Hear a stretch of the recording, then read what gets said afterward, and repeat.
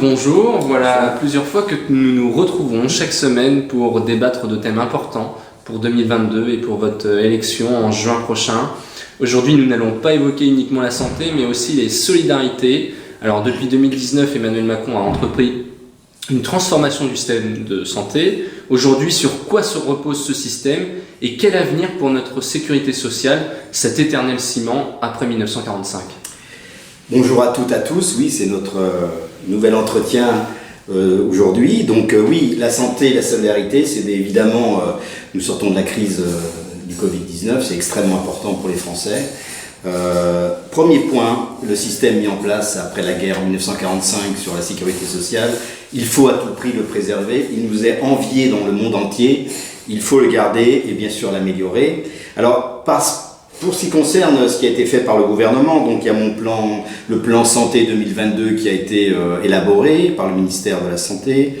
L'objectif, c'est véritablement d'arriver à une articulation très importante et très fluide entre l'hôpital et la médecine de ville. C'est important, c'est fondamental. On l'a vu dans le cadre de la crise du Covid-19. C'est un élément peut-être qui a été un petit peu compliqué à mettre en place. Et ça, c'est très important. Et aussi, l'autre point, je dirais, c'est la formation du personnel. La formation du personnel, il faut former du personnel. On l'a vu, on n'a pas assez de médecins réanimateurs, on n'a pas assez de personnel spécialisé dans certains domaines. Il faut former les personnels soignants. Alors, c'est un sujet qui fâche et notre format nous pousse à parler des sujets qui fâchent, même si ça ne fait pas plaisir à tout le monde. Donc vous avez évoqué la fermeture des lits d'hôpitaux, l'épuisement du personnel et le recul d'opérations pour nombre de patients atteints de certaines pathologies comme cancer, etc. Et face à cela, comment caractériser l'action du gouvernemental, certes, mais aussi l'action locale en Vendée, dans votre territoire? Alors, cette crise sanitaire nous a révélé plusieurs points. Le premier point, c'est que le personnel, évidemment, des hôpitaux, le personnel médical, paramédical, est exceptionnel.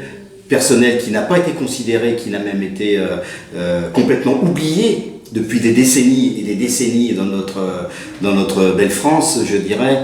Donc là, il y a un problème énorme. Donc on a déjà évidemment réagi, le gouvernement a réagi. Nous avons mis en place le Ségur de la santé, qui a permis de revaloriser déjà, donc de prendre plus en considération ce personnel médical et paramédical. À titre d'exemple, les infirmières ont eu 183 € net de plus par mois. Et ce qui est aussi très important, il faut le noter, c'est une revalorisation des carrières. Évidemment, tous les métiers du soignant ont été aussi revalorisés, donc ça c'est extrêmement important.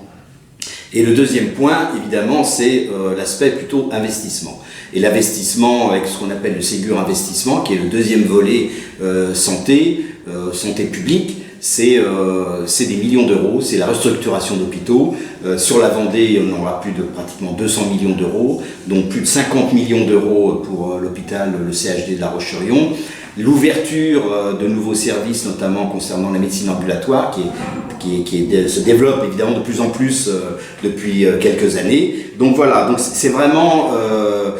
nous avons réagi au niveau du gouvernement et de l'Assemblée nationale. Évidemment, nous avons porté tous ces textes de réactualisation pour l'hôpital public. Et donc nous avons devant nous beaucoup de travail, mais les bases sont fixées, les bases sont là. Et maintenant, nous allons y aller, nous allons continuer de développer ce magnifique outil qui est la médecine française. Alors, comme vous l'avez dit, le ciment est là. Vous avez présenté un bilan de la situation sanitaire en Vendée. Et si vous êtes élu en juin prochain pour les élections législatives, que proposez-vous dans votre programme pour la santé pour 2022 jusqu'en 2027 en Vendée, dans votre circonscription? Alors, le numerus clausus a été pendant des années, concernant les étudiants en médecine, le numerus clausus a été bloqué pendant des décennies sous un nombre de gouvernements assez considérable. Personne n'a rien fait. Nous avons débloqué, nous avons supprimé le numerus clausus. Donc c'est un point important. Évidemment, nous allons former des médecins, plus de médecins, à peu près 10 000 de plus par an, ce qui est considérable.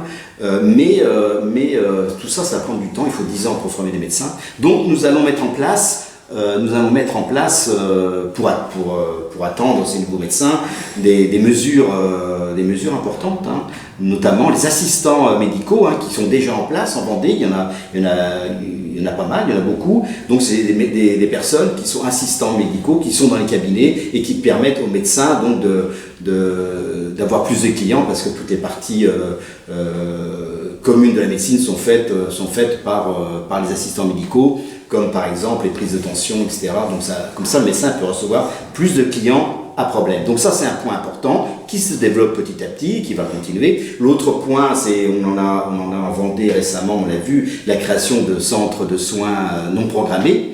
Et là, c'est aussi important parce qu'on considère dans les urgences 80% des personnes qui vont aux urgences n'ont pas à aller aux urgences. Ce sont des petits bobos, des choses qui ne sont pas vraiment de l'urgence. Donc il faut mettre en place, en fait, entre la médecine de ville et le système de vraie urgence, un système pour les soins programmés non urgents. Et c'est ce qui est mis en place en Vendée déjà au CHD, et qui va sans cesse une option très importante, et qui à mon avis est une bonne option, et qui va permettre de désengorger les urgences. Tout le monde va, puisque les médecines de ville on en a plus, pour le moins de petits bobos, on va où? Eh bien, on va aux urgences, et c'est plus tenable. Donc voilà des mesures que nous mettons en place, hein, qui n'avaient pas été mis, rien n'avait été fait depuis plusieurs décennies. Donc voilà notre objectif. Évidemment, on a également les médecins juniors, les médecins seniors, les retraités, les jeunes en formation pour pallier, hein. On considère qu'en Vendée, 15% de la population, ce qui n'est pas rien, ce qui est beaucoup, 15% de la population n'a pas de médecin de ville. Donc c'est énorme, il faut pallier. Les deux problématiques fondamentales en Vendée, c'est la santé et le logement. Alors le logement, je pense qu'on en parlera une autre fois. Je vous remercie beaucoup et je vous dis à bientôt. Bien, merci pour cet entretien, Patrick Loiseau, et pour votre message clair que vous avez donné, j'en suis sûr, aux Vendéens et aux Vendéennes à travers votre programme. Merci à vous, à bientôt.